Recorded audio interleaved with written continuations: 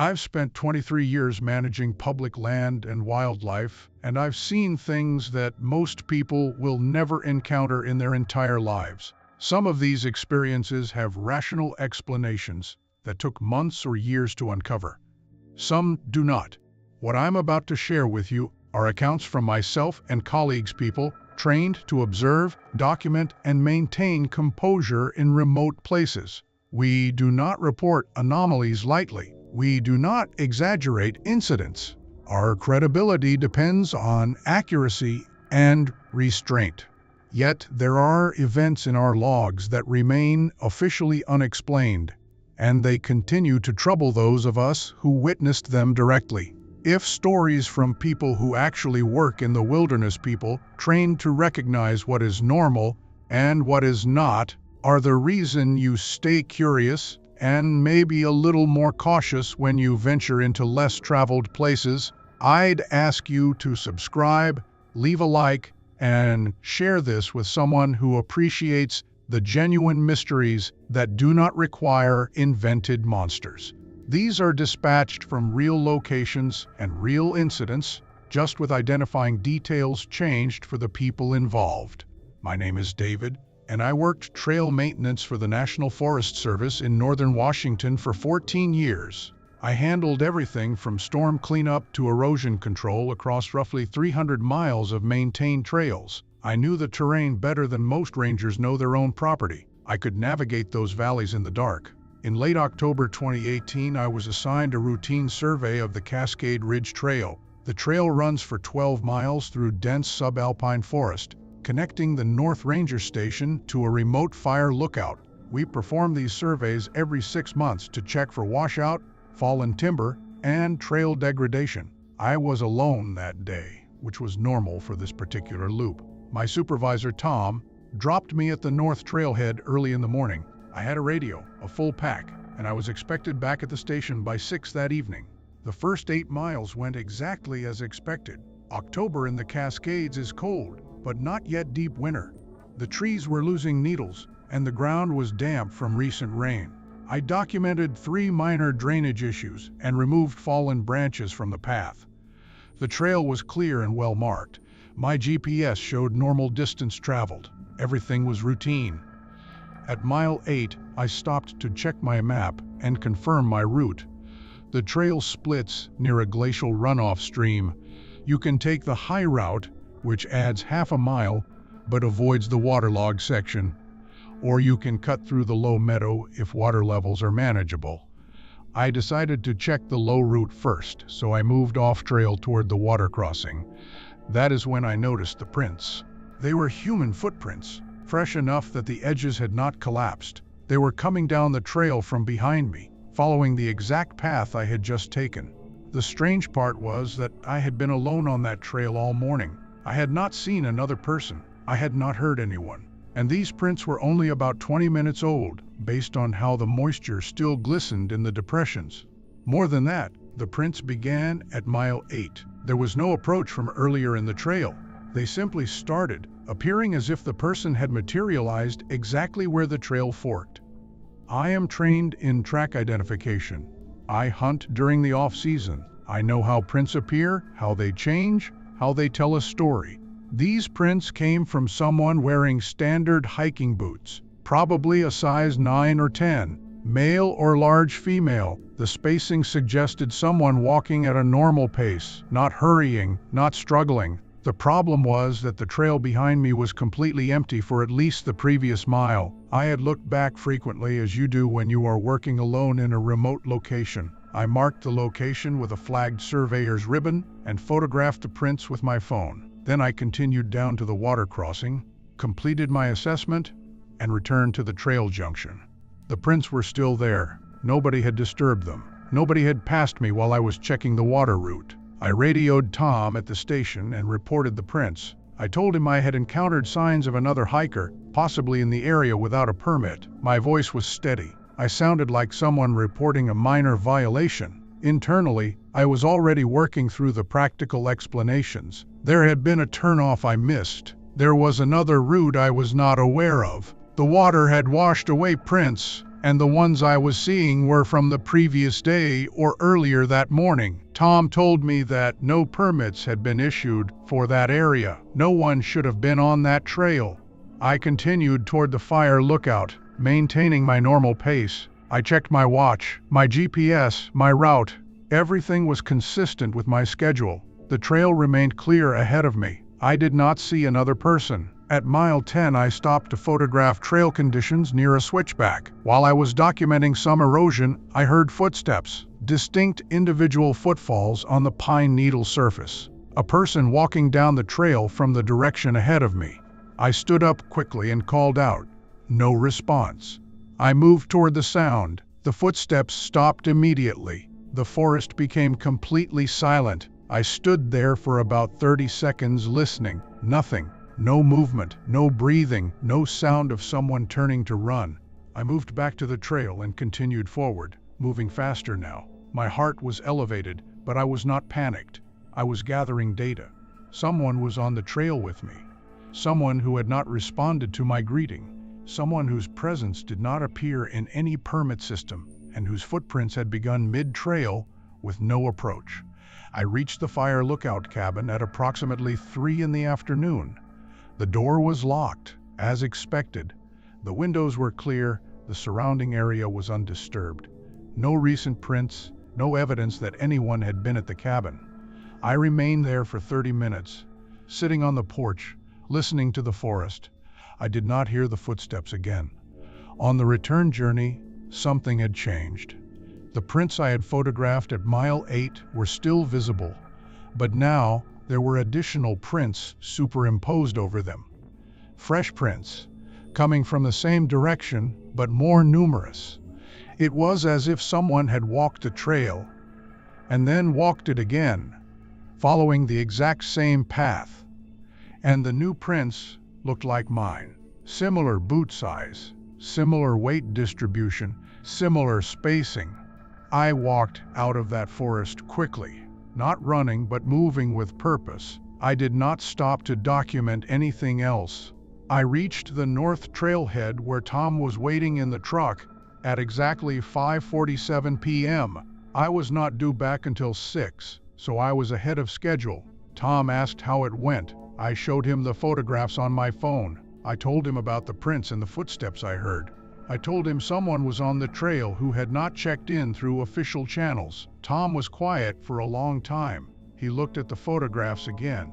Have you ever heard of the lookout being checked by someone other than the assigned ranger? I asked. Tom said, the lookout has been decommissioned for 2 years. No ranger has been assigned to it. We still maintain the trail to the cabin because it connects to the ridge system. But nobody uses that lookout anymore. I asked if anyone else could have been doing maintenance that day. He said no. The schedule was clear. It was just me. We reported the incident. The Forest Service sent someone out with a full tracking kit. They found the footprints. They agreed they were fresh. They could not explain how they had begun mid-trail. They could not explain why similar prints had appeared on the return journey, seemingly following my own prints in reverse. The official report concluded that I had likely missed an earlier section of trail due to trail degradation, and that an unauthorized hiker had been in the area, possibly camping illegally somewhere in the backcountry. I did not argue with that conclusion. It was technically possible, but I never worked that trail again. I made a request for transfer, which was granted within 2 weeks. Tom did not ask why. He knew why. I kept the photographs, and I still have them. I've shown them to other rangers, other hikers, people who have experience in the wilderness. Most of them look at the prints, look at me, and change the subject. There is something about being observed by something you cannot see that changes how you move through wild places. I still do this job. I still maintain public lands, but I never work alone on that ridge system. And I pay attention now to the prints that do not make sense, the sounds that have no source, the tracks that begin but never end. Whatever walked that trail never made contact with me. It never chased me. It simply made its presence known. And it knew exactly where I would be, following a route I had not planned until that morning. I'm mentioning this because there are things we encounter in protected lands that do not fit into our mandate to manage and understand the wilderness. Some of them we report and some of them we understand are not the sort of events that fit cleanly into official documentation. The trail that corrected itself. My name is Sarah. I was a patrol ranger for 11 years, covering a 2,000-acre protected area in the Sangre de Cristo Mountains of Colorado. My job was to hike marked trails, check for hazards, document damage, and educate hikers about regulations and safety. I knew my territory completely. I walked those trails in every season, every weather condition, and sometimes multiple times per month. I could tell you which switchbacks eroded fastest, which stream crossings were most dangerous, which high meadows bloomed when. In September of 2015, I was working on a project to update our trail maps. The existing maps were from 1997, and GPS technology had advanced significantly. I was retrace every marked route with modern GPS equipment and take updated photographs. One of my routes was the South Ridge Loop, a 9-mile circuit that I had hiked at least 80 times in my career. I left the ranger station at dawn with my GPS unit, a detailed notebook, and a satellite communicator. The weather forecast was clear. I expected to be back by late afternoon. The first 4 miles of the loop trace along a ridge with views of the valley floor below. The trail is well maintained and rarely experiences major changes. It is one of the most stable routes in the region. At approximately the 3-mile mark, I noticed something unusual. There was a trail marker, a metal blaze nailed to a pine tree that I did not recognize, not because I had never seen it before, but because it was pointing away from the established trail. The established route curved left toward the ridgeline. This marker was pointing directly into dense forest, downslope. I checked my GPS. I checked my map from 1997. I checked my memories of this route. There was no alternate trail going in that direction. I had walked this section dozens of times, and there was only one official route. I photographed the marker and noted its coordinates in my GPS. I continued on the established trail, assuming it was either a false marker placed by someone else or an old marker from a route that had been decommissioned decades ago. The main trail I was on continued normally. I documented waypoints and took photos. At the 4-mile mark, where the trail begins descending into a higher elevation forest, I encountered another anomalous marker. This one was also pointing away from the established route, angling off into thicker trees on the opposite side of the trail. At this point, I was puzzled but not alarmed. I radioed dispatch and mentioned that I had found some unusual trail markers. The dispatcher, a woman named Patricia who had worked at that station for 20 years, asked me to describe them. When I described the second marker, she was quiet for a moment. "Which direction is it pointing?" she asked. I told her it was pointing generally southwest, into the untracked forest. "What is the main trail doing at that location?" she asked. I told her the main trail was descending toward the eastern ridgeline, following its established course. She told me to photograph all the markers and continue on the marked trail. She sounded unusual. Her tone had changed. She had never changed her tone with me before. I continued, now actively looking for more anomalous markers. I found one at mile 5.2 and another at mile 6.8. Both of them pointed away from the main trail.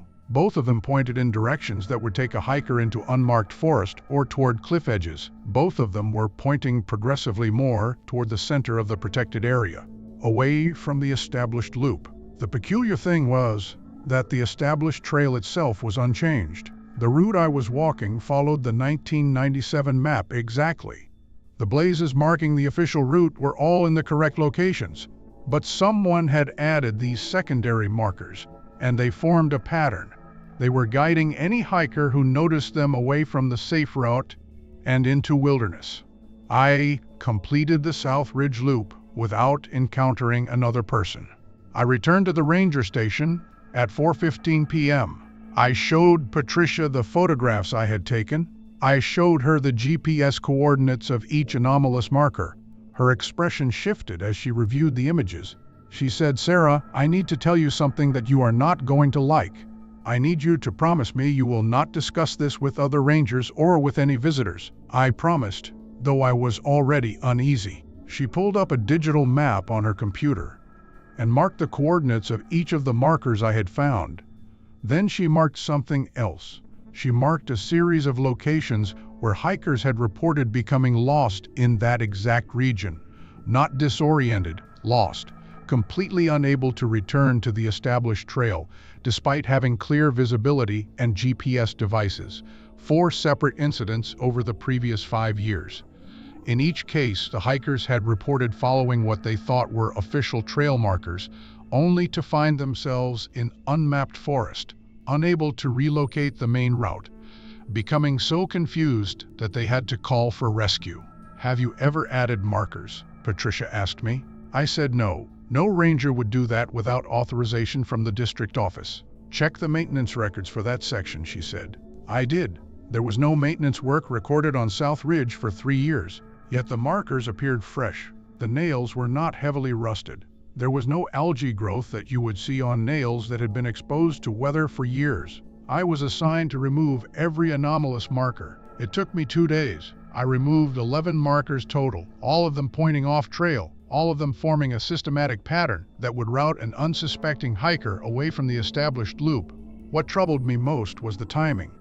The markers had not been there 2 weeks earlier when I had last hiked that trail, yet they were well placed and deliberate. Someone had mapped out the route they wanted hikers to follow, installed markers in exact locations, and then disappeared. Not a random prankster. Someone who knew that route and knew the psychology of hikers who trust official-looking blazes. After removing the markers, I hiked South Ridge 3 more times. The trail remained stable. No new markers appeared. Patricia retired 2 years later.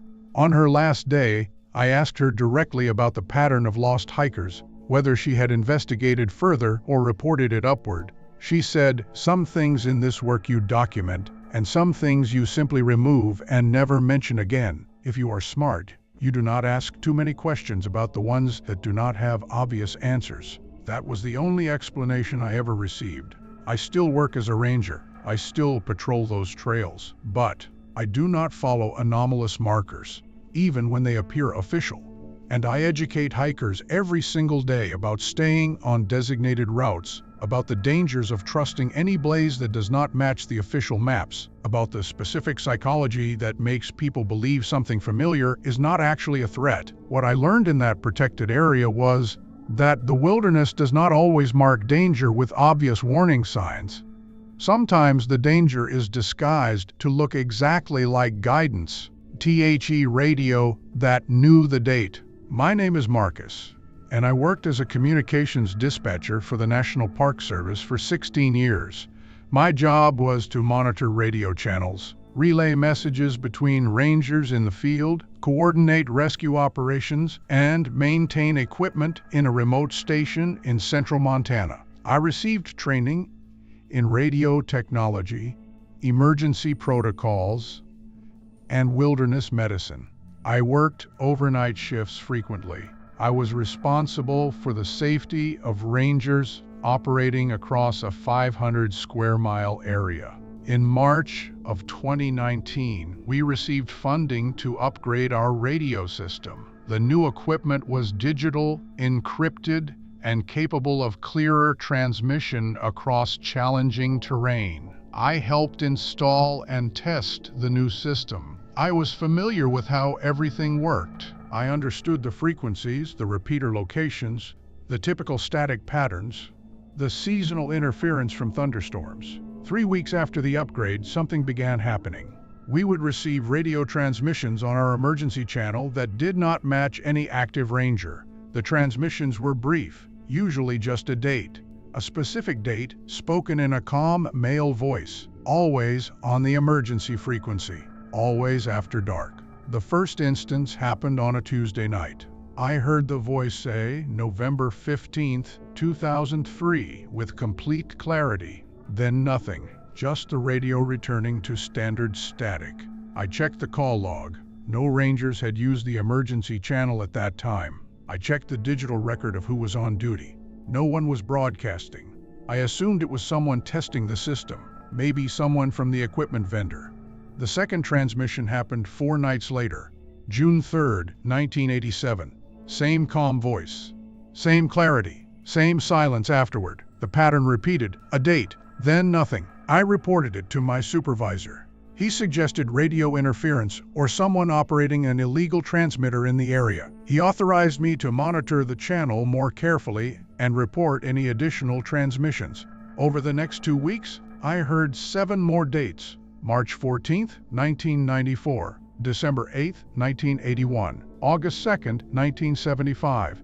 Each one spoken by the same voice, with identical calm tone, always on the emergency channel, always after 11 p.m., always with no other signal. I began writing them down. I researched what happened on those dates in the local area. Nothing. No recorded incidents, no deaths, no accidents, no documented events that would explain why someone was broadcasting specific dates. But something else began happening. Rangers working in the field started reporting strange moments on their portable radios. They would hear someone calling their name on a secondary channel calls that did not come through the main dispatch center. When they tried to respond or trace the source, the signal would vanish.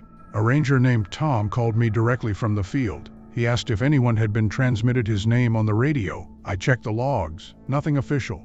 He said that he had heard his name called clearly, a female voice, but no one was on any frequency when he tried to respond. He sounded rattled, which was unusual for Tom. Rangers do not rattle easily. I told him I would investigate and to maintain regular radio check-ins. The next evening, I heard a new transmission. This one was different. It was not a date. It was coordinates, latitude and longitude, spoken in that same calm voice. The coordinates placed a location in the northeastern section of the park, in an area with no trails and no established camping zones. I plotted the coordinates on a map. The location was in dense forest, about 2 miles from the nearest ranger patrol route. I called my supervisor and reported everything that had happened. The dates, the names called to rangers, the coordinates. He told me to file an incident report, and he made calls to the equipment vendor and to the district office. The vendor sent someone to check the radio system. They found nothing wrong. The equipment was functioning normally. They could not explain the transmissions. The district office took it more seriously. They sent a ranger and a technician to the coordinates I had reported. When they arrived at the location, they found something that was not on any map. An old shelter structure, mostly collapsed, built from stone and wooden beams. The shelter was weathered and aged, clearly decades old. There was no official record of it. It was not on any park construction record. The technician attempted to photograph it, but his camera malfunctioned. The memory card corrupted. He tried again with a different device. Same result. They did not investigate further. They marked the location on an internal map and filed a report noting the structure as unknown origin. The radio transmissions stopped after that. Completely stopped. No more dates, no more coordinates. The emergency channel returned to normal. The rangers stopped reporting strange calls on secondary frequencies. I worked at that station for 3 more years after that incident. The new radio system functioned normally. No further anomalies, but I maintained a separate log of the dates that had been transmitted, and I kept researching what happened on those dates. I found something in an archived local newspaper. August 2, 1975. A ranger had gone missing in the park. The search lasted for 4 days. He was never found. The case was closed as a probable wilderness accident, though no body was ever recovered. The ranger's name was Robert Chang. I tried to find more information about the other dates, but the older archives were incomplete. The library had no record of events from 1987 or 1981. The 1994 incident might have been documented, but the records were not digitized. I never determined what those coordinates represented. I never learned who or what was transmitting those dates. I never found a rational explanation for why a ranger's name was being called through equipment that was supposedly functioning normally. What I know is this, that shelter in the forest was not on any official map. It had been there for a very long time. And for some reason, whatever was operating that radio system wanted us to find it. I left that position voluntarily. I still work in communications, but in a different region. I do not work with emergency channels anymore. And I do not ask questions about what rangers in other districts have experienced with their radio systems. Some of my colleagues have mentioned similar experiences at other park stations. Transmissions that do not match their frequencies. Equipment that records things that should not be possible to record. Rangers finding structures that do not exist in any official records. We do not discuss these incidents formally. We do not file systematic reports about them. We acknowledge them quietly among ourselves, and then we move forward. Because the alternative is to admit that there are things operating in our protected lands that do not fit into any existing management structure or explanation. There is something operating in the wilderness. It communicates. It knows specific information. It appears to respond to human presence. And it is very patient. The lake that held evidence. My name is Jennifer. I was a wildlife biologist and field researcher for the National Forest Service, focusing on alpine lake ecosystems in the Uinta Mountains of Utah. I spent 4 months each year conducting population surveys, water quality testing, and species documentation across a network of high-elevation lakes. My work was methodical, scientific, and grounded in observable data. I was not prone to speculation. My job depended on accuracy and replicable observation. In June of 2016, I was assigned to conduct research on a lake system called Chalk Basin. Chalk Basin consists of 3 connected alpine lakes at elevations between 10,000 and 10,800 feet. The lakes are remote, requiring a day-long hike to reach the lowest lake and another half-day to reach the highest. I planned a 2-week research period, camping at the lowest lake and conducting daily surveys. I arrived at Chalk Basin alone. The weather was stable. The backcountry route was well established. I set up my camp on the first day, organized my equipment, and began baseline water testing on the second morning. The first 2 days were routine. The lake showed expected pH levels, normal algae growth, standard population counts of small fish, and aquatic insects. I documented everything according to protocol. I took photographs. I filed preliminary data reports using a satellite communicator. On the third day, I discovered something unusual in the eastern section of the lowest lake. There was debris floating in the water, a piece of fabric, pale gray or white, possibly canvas or heavy cotton. The debris was caught in an eddy near the shore. I used a pole to retrieve it and brought it onto the beach to examine. The fabric was a piece of a shirt or jacket. It was old, significantly older than recent wear would suggest. The weave was consistent with clothing from perhaps 40 or 50 years ago. There were no apparent stains or damage, no visible markings. It was simply a piece of fabric, preserved by the cold water and altitude. I documented the find, photographed it, and placed it in a specimen bag. I noted in my field report that I had found unidentified debris in the lake and that I would submit it for further analysis. What was notable was that Chalk Basin is remote enough that casual hikers rarely visit. The only access is through a difficult backcountry route, which discourages most visitors. Trash, when it appears, is typically contemporary plastic bags, modern clothing, recent material. This fabric suggested someone had been at Chalk Basin decades earlier. I continued my research. I was not there to investigate debris. I was there to study ecology. On the 5th day, while conducting water samples at the middle lake, I found something else. A boot. A single leather hiking boot, partially submerged near the shore, lodged between rocks. The boot was old. The leather was darkened by prolonged water exposure and age. I pulled it onto the shore. The boot appeared to be from the 1960s or early 1970s. It was well maintained, good quality, the type of equipment a serious mountaineer would have worn. The laces were still present, tied in a knot. The sole showed uneven wear, suggesting the person wearing it had walked with a gait irregularity, a limp, perhaps, or an old injury. I did not remove the boot. I photographed it, documented its location, and left it where I found it. But I noted in my report that I had found 2 separate pieces of evidence suggesting human activity at Chalk Basin from several decades prior. That evening, I reconsidered my research timeline. I decided to extend my stay and conduct more thorough surveys, including examining the debris field more carefully at each lake. The next morning, I climbed to the highest lake, Upper Chalk Lake, which I had not yet fully surveyed. The hike took approximately 3 hours. The lake sits in a cirque surrounded by steep, rocky slopes. It is a beautiful location, pristine and isolated. Almost no one visits it. I was conducting water samples on the south shore when I noticed something on the eastern slope, an object reflecting sunlight, something metallic or light-colored in the rocks above the lake. I made the decision to investigate. The slope was steep but not technical. I climbed carefully, moving up toward the object. As I got closer, I realized it was a climbing rope, a rope spike into the rocky slope, anchored to a large stone, with weathered cord extending downward. The rope was old. The material had degraded significantly. The anchor had been in place for many years. I followed the rope downward, toward the lake. About 15 feet below the anchor point, the rope ended. But it did not end naturally. It was severed, cut cleanly, as if someone had used a knife to cut through the cord. Below the cut end of the rope, directly downslope, was a gap in the rocky field, a depression or small ravine, dark, difficult to see clearly. I was now compiling evidence that seemed to suggest someone had experienced an accident in that location. Someone had been climbing. The rope had been anchored. The rope had been severed. Below the breakpoint, the terrain fell away into shadow. I marked the location with GPS coordinates. I did not investigate further. I returned to the highest lake and completed my water survey. Then I descended to my camp. That evening, I filed a detailed report with the Ranger District. I described the fabric, the boot, the rope, and the apparent evidence of an old accident.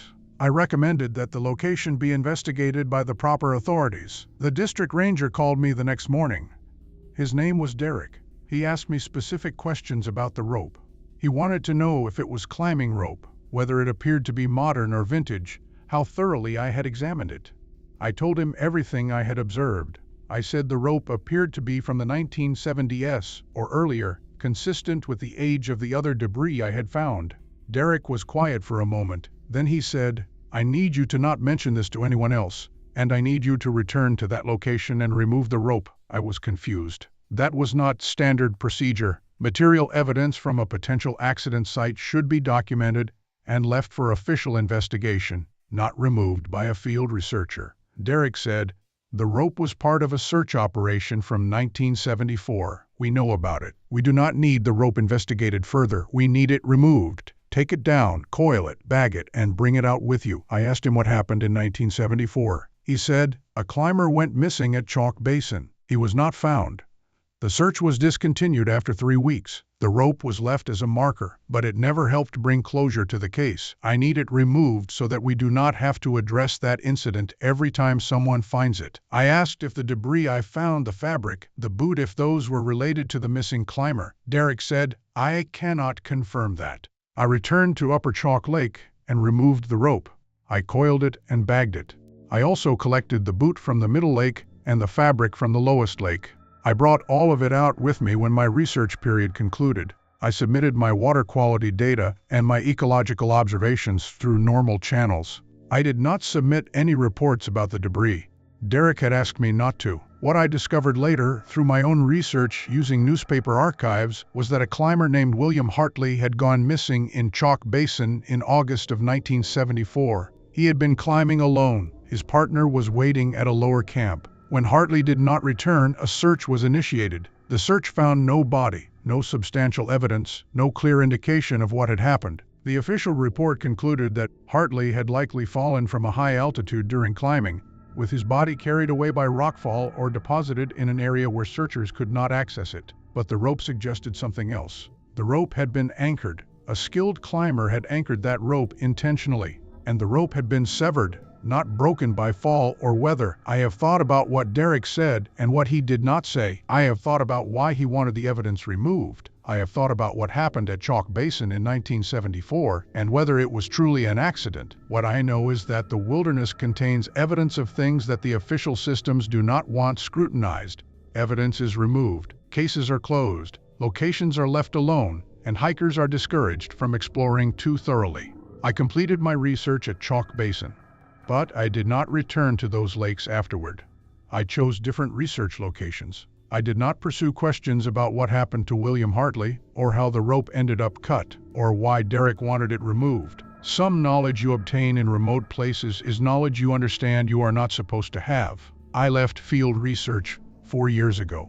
I work in a lab now, analyzing water samples that are brought to me by other people. I no longer hike to remote lakes alone. I no longer search for evidence, and I have learned not to ask questions when an authority figure tells me something is finished and closed, because sometimes the wilderness is closed for reasons that have nothing to do with ecology or public safety. Sometimes it is closed because something happened that certain people have decided must remain unexplained. These are the accounts that remain in our conversations, whispered between rangers during late shifts, mentioned during retirement parties, discussed in emails that are never forwarded. They are the incidents that do not fit into our official mandate. They are the things we have learned to accept without investigating too deeply. I have shared 4 stories with you tonight, and there are dozens more. Other rangers have their own accounts. Other locations hold their own mysteries. But if there is one thing all of us have learned in this work, it is this: the wilderness is not a place that exists for human convenience or complete understanding. It operates by rules we do not always comprehend. It contains evidence of things we are not meant to fully explain. And sometimes, the greatest skill a ranger can develop is the ability to recognize which questions we should never ask. Stay aware of anomalies in the places you visit. Notice when things do not follow their own established patterns. Trust the guidance of people who work those lands, and understand that if you encounter something that defies rational explanation, there may be a reason that explanation has not been provided. There are places in this country where the official story and the experienced truth have diverged so far that no amount of investigation can close the gap. Chalk Basin is one of them. South Ridge Loop is another. And there are valleys and ridgelines and fire towers scattered across public land where rangers know things they cannot speak about. We maintain those places as best we can. We protect the people who visit them, and we keep our silence. I have been a highway maintenance supervisor for 19 years, managing a 78-mile section of Interstate 70 in eastern Colorado. My responsibilities include monitoring road conditions, coordinating repairs, responding to accidents, managing seasonal maintenance, and coordinating with law enforcement when incidents occur on my section. I work primarily night shifts. I oversee a team of 3 technicians, and I am on call for emergencies. I know every mile of my assigned section better than I know the streets of my own town. I can navigate it in complete darkness. I can identify normal traffic patterns, unusual congestion, typical seasonal hazards, and the specific acoustic signatures of different vehicle types passing through at different hours. What I am about to describe happened over the course of 8 months, between late February and late October of 2017. It was an incident that involved my professional competence, my credibility, and ultimately my decision to leave a position I had held for nearly 2 decades. If you listen to stories about places where normal systems begin to malfunction in patterned, inexplicable ways, places where the infrastructure itself seems to be responding to something invisible, then subscribe. Share this with someone who drives long highways regularly, and consider how much of what we trust in these environments depends on assumptions that are never really tested until something breaks those assumptions completely. The first sign of the anomaly appeared on a Tuesday evening in late February. I was driving my maintenance truck southbound on I-70, conducting a routine inspection of our section. The weather was clear, temperature in the low 40s, light traffic. The purpose of the drive was to visually check the asphalt, shoulders, and median for winter damage and debris. At mile marker 287, I noticed something unusual. There was a pattern of scrapes on the asphalt surface, running perpendicular to the direction of traffic.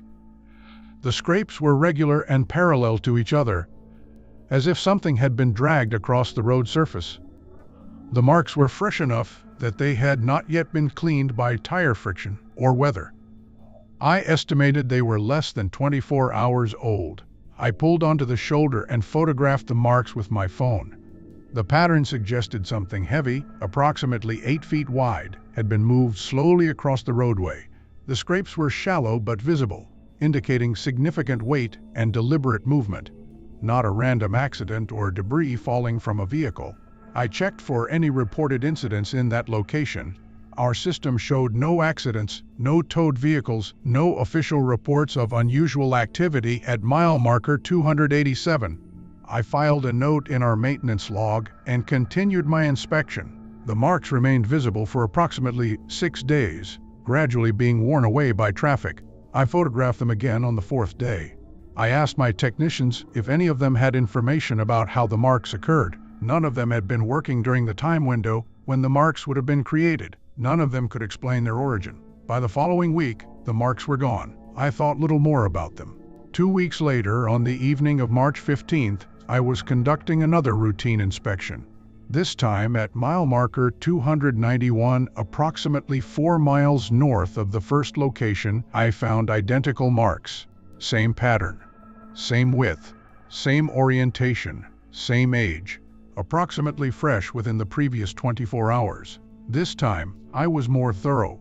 I measured the marks precisely. I noted the exact distance between parallel scrapes. I photographed them from multiple angles. I checked all recent incident reports for that entire section. Again, nothing. No accidents, no reported towed vehicles, no unusual activity.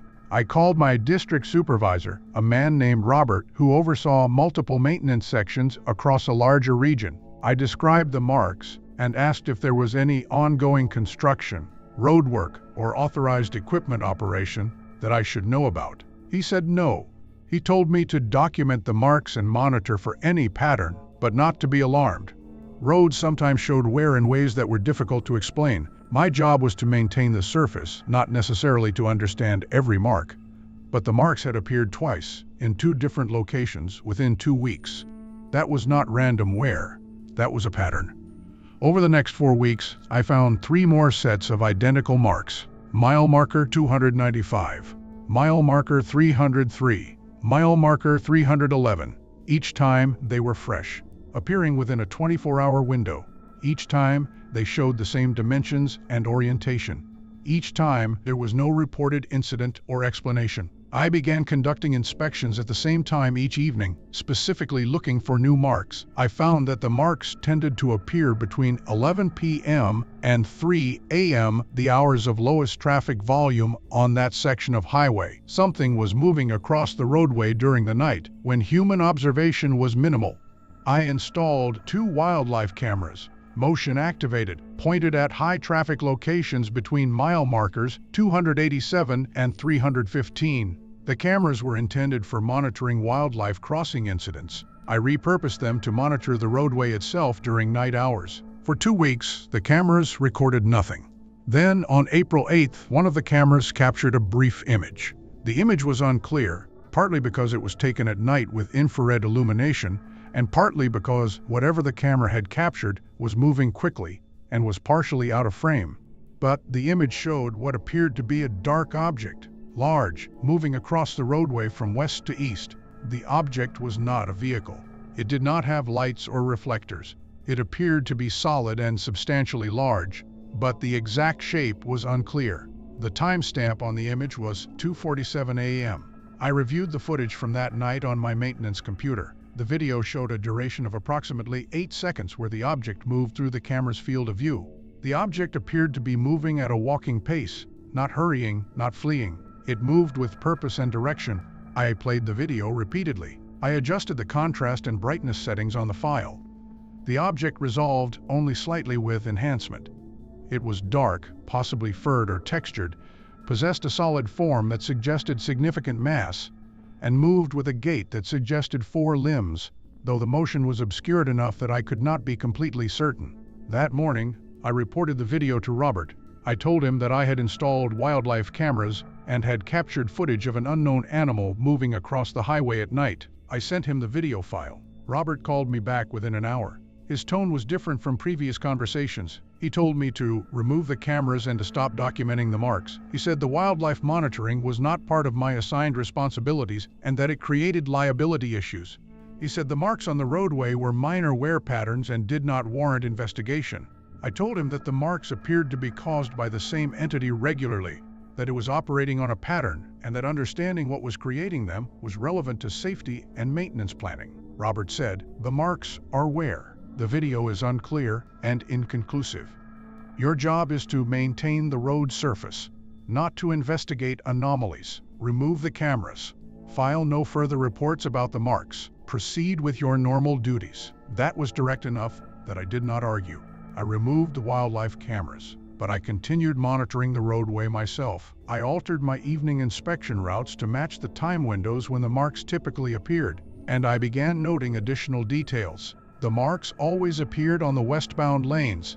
The object always moved from west to east. The locations showed a northerly progression over time. Each new set of marks appeared approximately 4 to 8 miles north of the previous location, and the interval between appearances was becoming shorter. The initial 2-week gap had compressed to 2 weeks, then 10 days, then 5 days. By late April, new marks were appearing every 2 to 3 days.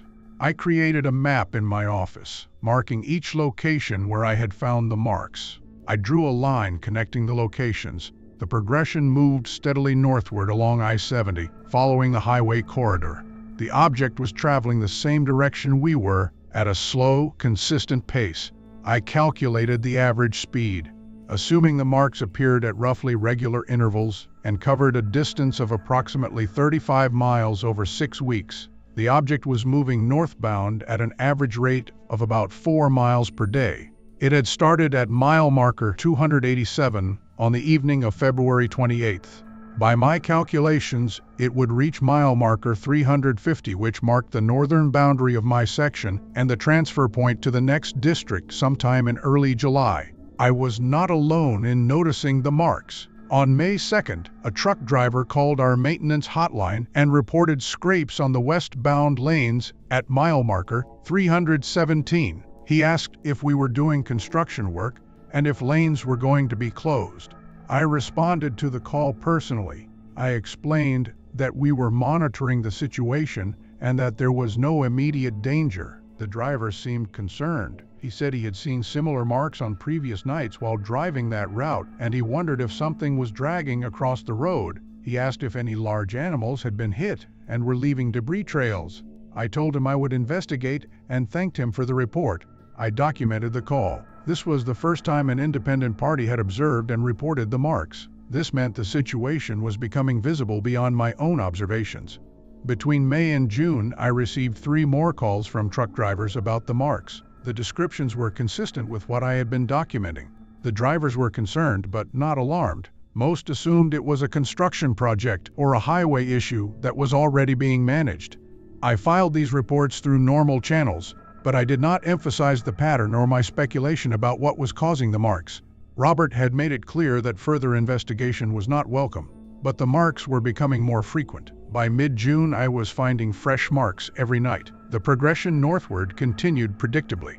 The object was now moving more rapidly. The distance covered was increasing, suggesting it had increased its pace, and the marks were changing. They were no longer simply perpendicular scrapes. They now showed additional patterns. There were marks that suggested the object had paused at certain locations. There were gouges that indicated deliberate movement in multiple directions. At mile marker 329, I found marks that suggested the object had stopped in the center of the highway for an extended period, with evidence of circular motion, as if it had turned repeatedly in the same area. In late June, I decided to attempt direct observation.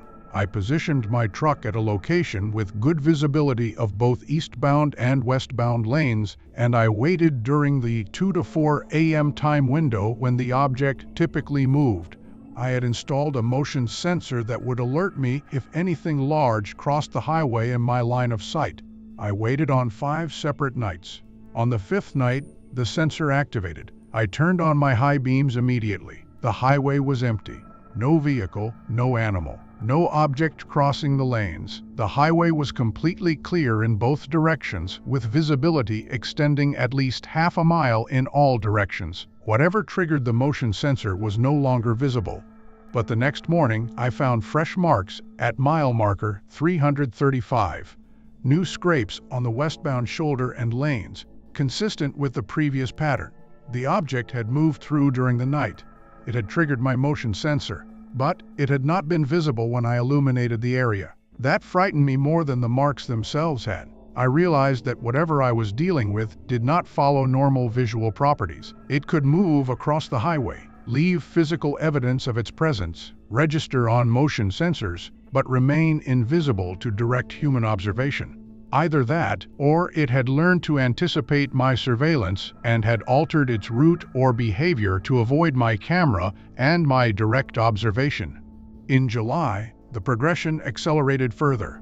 The marks were now appearing approximately every 8 to 12 hours.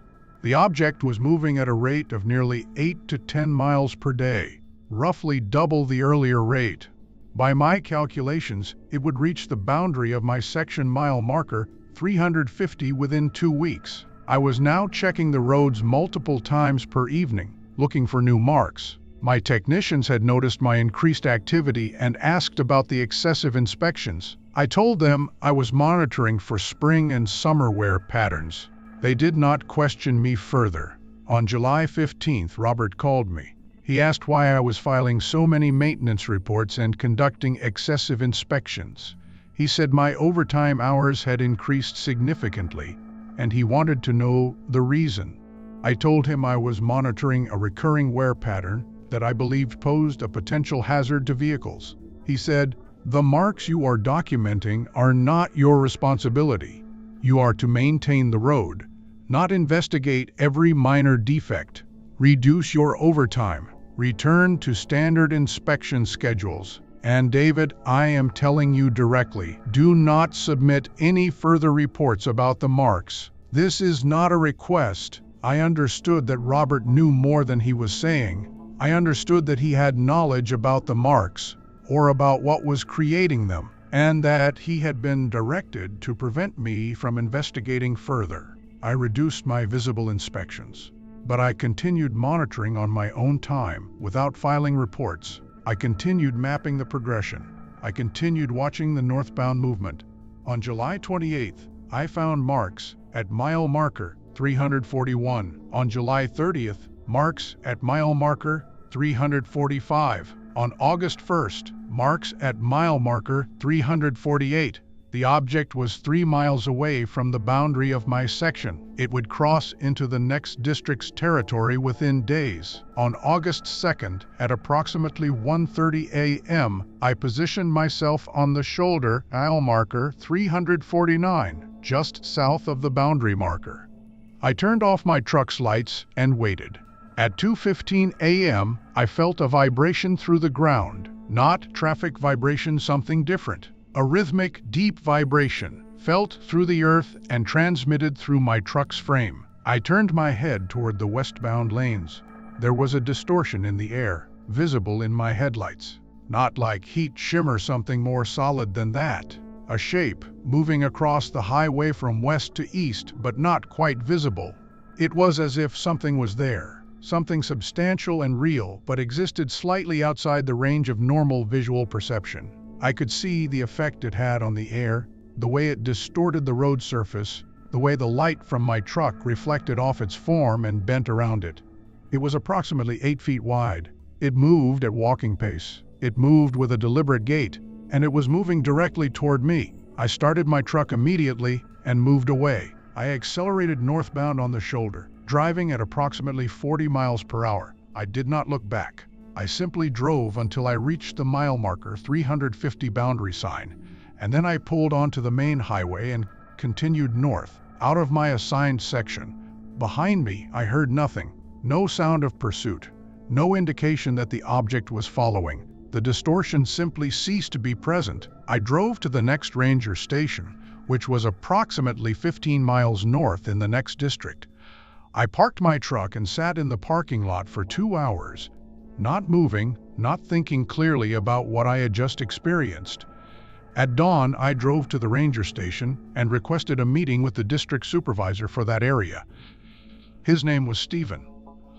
I told him that I had observed an unidentified object moving through the westbound lanes of I-70, that the object had been creating repeated marks on the roadway for 6 months, and that it had just crossed from my section into his section at mile marker 349 to 350. Stephen's reaction was immediate and clear. He told me to stop talking. He told me to return to my assigned section. He told me that if I mentioned this to anyone else, my employment would be terminated for investigating matters outside my authority. I asked him what the object was.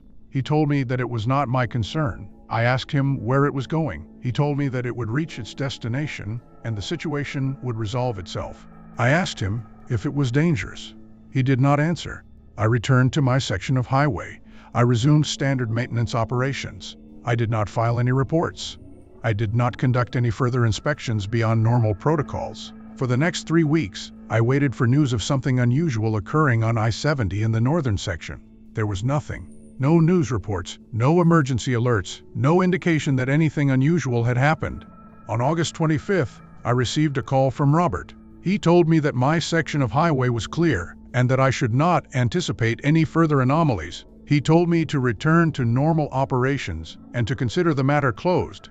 The marks did not reappear. The object did not return to my section. The highway returned to complete normalcy. But I understood what had happened. Something had been moving through the interstate system, using the corridor I maintained, traveling at a steady pace toward a specific destination. It was real enough to leave physical evidence, real enough to trigger motion sensors, real enough to create a distortion visible to human eyes. But it was also something that the highway authority had knowledge of and was allowing to pass through without impediment. The object had a destination. The object had a route. The object was using the highway system as a passage. I worked for another 1.5 years after that experience. I maintained my section of highway faithfully. I attended meetings. I supervised my technicians. I filed reports. I performed my job with the same professionalism I had maintained for 19 years. But I could not stop thinking about what was using the highways of this country.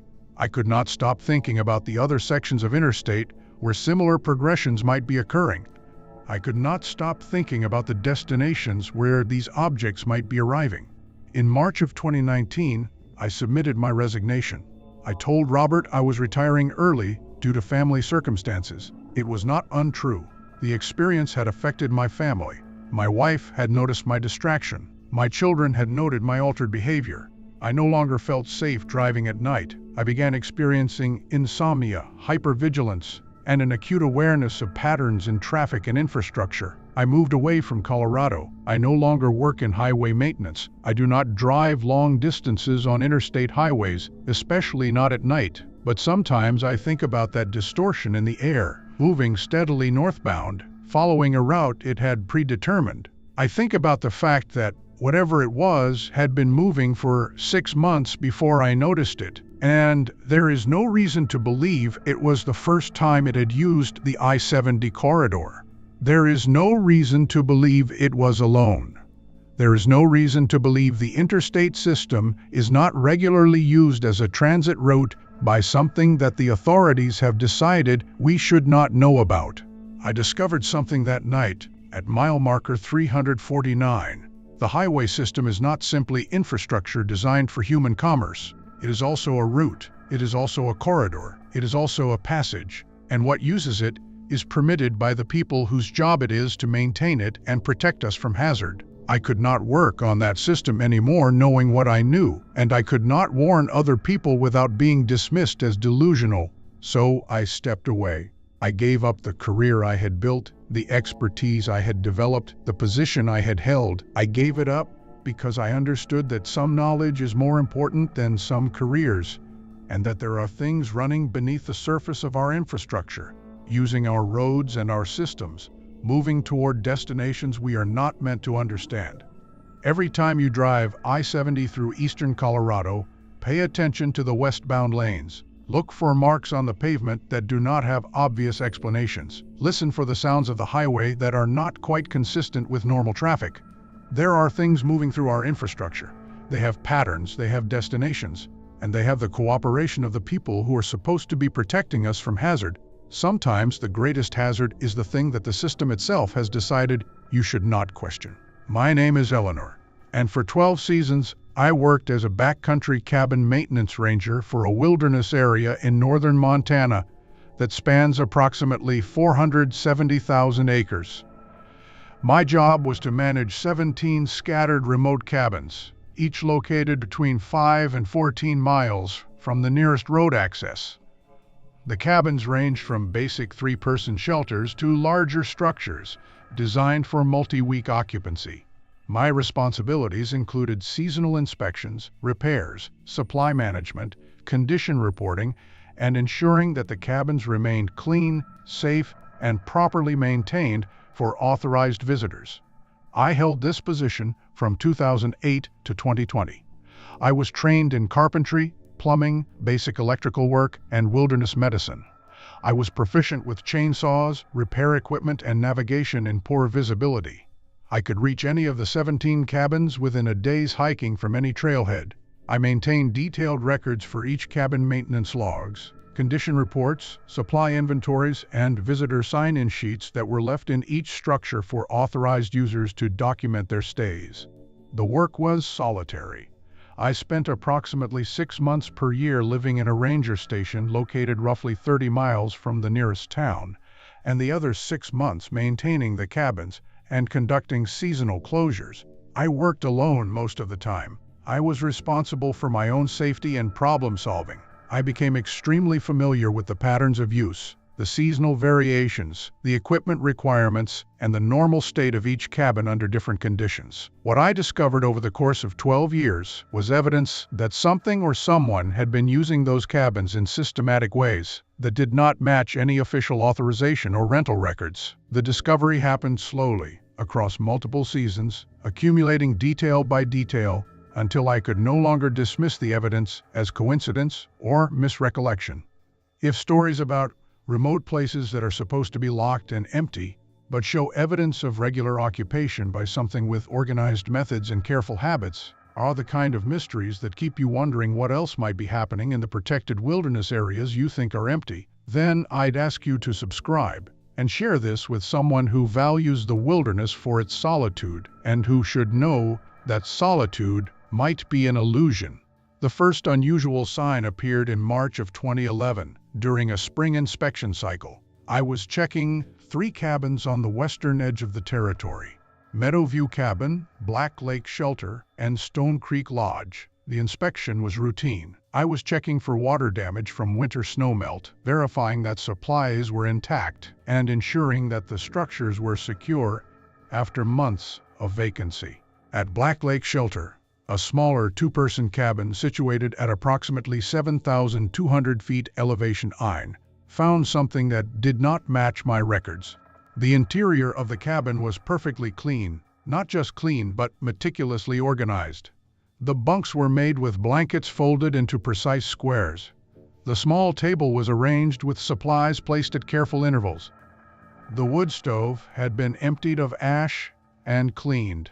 The floor had been swept. This was unusual because Black Lake Shelter is not equipped with cleaning supplies. I had never left a broom there. I had never left cleaning materials in that cabin, and the shelter had been closed since the previous October, approximately 5 months earlier. I checked the visitor sign-in sheet. The sheet was blank. No visitors had documented their presence in the cabin during the winter closure period, but someone had clearly occupied the space and had left it in pristine condition. I photographed the interior and documented the finding in my maintenance log. I noted the date, the exact condition of the cabin, and my observation that an unauthorized person or persons had occupied the structure and cleaned it without leaving any identifying information or explanation. I reported the incident to my supervisor, a man named Thomas who managed the ranger program from a regional office. Thomas asked if anything had been damaged or stolen.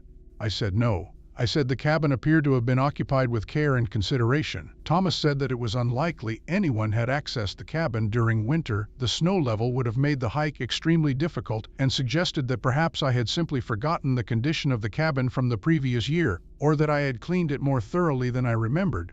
I did not argue, but I knew the condition of my cabins. I knew what they looked like when they were closed, and Black Lake Shelter had not looked like that in October. Over the following months, I found similar evidence at other cabins. Stone Creek Lodge, during a summer inspection, showed evidence of occupation. The food supplies I had left for emergency use showed no depletion, but the cabin had been reorganized. Items had been rearranged. A blanket had been washed and refolded. The windows had been cleaned from the inside. At Aspen Ridge Cabin, I found a fire had been built in the stove, carefully constructed and completely extinguished, but there was no entry in the visitor log. At Eagle Pass Shelter, I found fresh water in the containers, as if they had been recently filled, though the cabin was supposed to be empty, and the nearest water source was a quarter-mile away. I began keeping more detailed records. I photographed the interior of each cabin before I left it at the end of the season. I documented the exact position of items. I noted the precise arrangement of supplies. Then, when I returned for inspections, I compared the current state to the photographs. Over 6 seasons, I documented 17 incidents of apparent occupation without authorization. The occupations had these consistent characteristics. Nothing was damaged, nothing was stolen, the cabins were left in immaculate condition, there were no signs of forced entry, and there were no visitor log entries explaining the presence. Thomas suggested that perhaps park visitors were using the cabins without proper authorization and that we should increase monitoring and enforcement. But the incidents did not follow the pattern of typical unauthorized use. Typical users left trash, damaged equipment, or left the cabin in disarray. These occupations left the cabins improved. The wood stoves were cleaned, spiderwebs were cleared from corners, small repairs were made, loose boards were tightened, broken hinges were fixed, gaps in weatherproofing were sealed. Someone was maintaining these cabins, someone was using them with respect and care, and someone was deliberately not leaving any evidence of their identity or presence. I began tracking the incidents chronologically. I mapped which cabins showed evidence of occupation and which did not. I noted the seasons when occupation was most likely, and I found a pattern. The occupations followed a circuit. Over a 2-year period, evidence appeared in cabins in a specific sequence: Black Lake Shelter, then Stone Creek Lodge, then Eagle Pass Shelter, then Aspen Ridge Cabin, then Meadowview Cabin, then Wildflower Shelter, and then the pattern would repeat. The sequence was consistent. The interval between occupations at any individual cabin was approximately 9 weeks, and the geographic distribution of the cabins suggested that whoever was occupying them was following a specific route through the wilderness, a route that approximated a ranger patrol route, visiting the cabins in the order that a ranger would visit them during a systematic survey. I created a detailed map. I marked each cabin with a number corresponding to the sequence in which it was typically occupied. The pattern was unmistakable. Something or someone was systematically rotating through the cabin network, following an organized schedule, leaving minimal trace evidence. I reported this pattern to Thomas. I told him that I believed the same person or persons was repeatedly occupying the cabins in a systematic way, following the ranger patrol routes. Thomas told me to install better locks on the cabins and to monitor for signs of break-in. He did not seem concerned about the evidence I was presenting. He treated it as a security and trespassing issue, not as an anomaly. I upgraded the locks on 8 of the cabins. But the occupations continued. At cabins without upgraded locks, evidence of habitation appeared. At cabins with new locks, I found evidence that someone had attempted to open the locked doors and had left marks on the frames where tools had been used to pry at the doors, but the doors had not been breached. This new development changed my interpretation. Someone was not just occupying the cabins freely. Someone was attempting to gain access to cabins that were locked and was leaving evidence of the attempt but was not forcing their way inside. It was as if they were testing the security, trying to determine which cabins were locked and which were not, documenting their findings. In 2015, I made a more disturbing discovery. At Timberline Cabin, a larger structure designed for multi-week stays, I found something that was not simply evidence of occupation. I found a journal. The journal was a standard black notebook, perhaps 6 by 8 inches, with blank pages. Inside, in precise handwriting, were entries documenting activities, observations, and movements. The entries were dated. They covered approximately 3 months of the previous summer season. The handwriting was neat and careful. The entries were specific and detailed. They described weather conditions, wildlife observations, maintenance needs at the cabins, and routes traveled between locations. They contained information about which trails were muddy, which bridges needed repair, and which water sources were running high or low. But there were no entries that identified the author, no name, no personal information, no explanation of why someone was documenting detailed information about conditions in the ranger territory. The entries were written in third person. The visitor reached Timberline Cabin at 14:30. The cabin required sweeping. The food supplies were adequate. The stove required cleaning. Dozens of entries, all in the same objective, observational tone. All documenting activities that matched the pattern of cabin occupation that I had been tracking. I photographed every page of the journal. I documented its location and condition. Then I placed it back exactly where I had found it, on the table in Timberline cabin. I reported the journal to Thomas immediately. I told him that I had found written documentation of unauthorized occupation. I told him that the entries were recent and detailed. I told him that the information contained in the journal matched the pattern of occupation I had been tracking. Thomas asked me to bring the journal to the ranger station. I told him I had left it in the cabin. He told me to return to the cabin and retrieve it. I made the 12-mile hike back to Timberline cabin. I entered the cabin and looked at the table where I had left the journal. It was gone. The journal had disappeared. No one else had been authorized to access the cabin between my departure and my return. The locks were intact. There was no evidence of forced entry. The journal had simply been removed. I called Thomas from my satellite phone and told him the journal was missing. He was quiet for a long moment. Then he told me to return to the ranger station. When I arrived at the station, Thomas was waiting.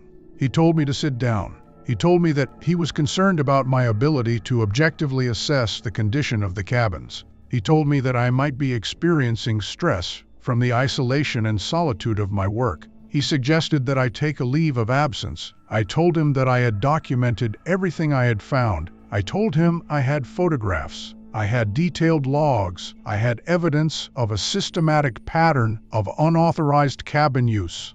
Thomas said, "Eleanor, I believe that you believe you have found evidence of something unusual, but I have reviewed your documentation, and what I see are discrepancies that are easily explained by human error, memory inconsistency, and the psychological effects of extended isolation in a wilderness environment." I told him that I was not isolated or confused. I told him that the evidence was real and documented. He said, "I am going to ask you to take a 3-month leave. Use the time to rest. Spend time with family. Step away from the wilderness. Then, if you want to return to the position, we can discuss your continued employment." I took the leave. But I did not forget what I had documented. And I did not stop thinking about the journal that had been removed from a locked cabin by someone or something that had free access to the wilderness territory I was supposed to be managing. When I returned to the position after 3 months, I was more careful about what I reported and whom I reported it to. I continued documenting evidence of cabin occupation, but I kept the information to myself. I created a personal file, separate from my official logs, where I tracked the pattern, the dates, the evidence. Over the remaining 7 years of my employment, the pattern continued unchanged. The systematic rotation through the cabins persisted. The evidence of careful, respectful occupation accumulated. And the journal never reappeared. But something new began happening. I started finding responses to things I had written in my personal notebook. In 2017, I left a note in Meadowview cabin, placed on the table, asking a straightforward question: "Who are you and why are you using these cabins?" I signed it with my name. I left it expecting no response, simply documenting my thought process. When I returned to Meadowview cabin 2 weeks later, the note was still there, but next to it someone had left a response. The handwriting was similar to the journal entries I had found, neat, precise, third person. The response read, "The visitor appreciates the inquiry. The cabins are suitable for temporary refuge. The occupant means no harm to the property or to the ranger. Nothing else. No explanation of identity, no apology for the unauthorized use. Simply an acknowledgement and a statement of benign intent." I photographed the response. I did not remove it. I left it where it was. I left a new note in the same location, asking a follow-up question: "How long have you been using the cabins? How many of you are there?" When I returned, there was another response. "The occupant has utilized the cabins for approximately 8 years. The occupant is singular. The circuit is necessary for survival and for maintaining awareness of conditions in the territory. 8 years. The occupations had begun before I had even started tracking them.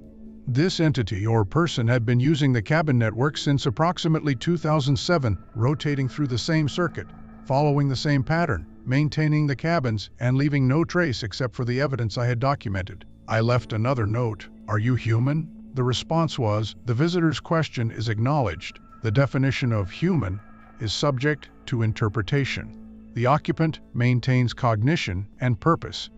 The occupant does not pose danger to human visitors or to ranger personnel. I did not leave another note after that. I did not want to invite further communication. I did not want to escalate the interaction.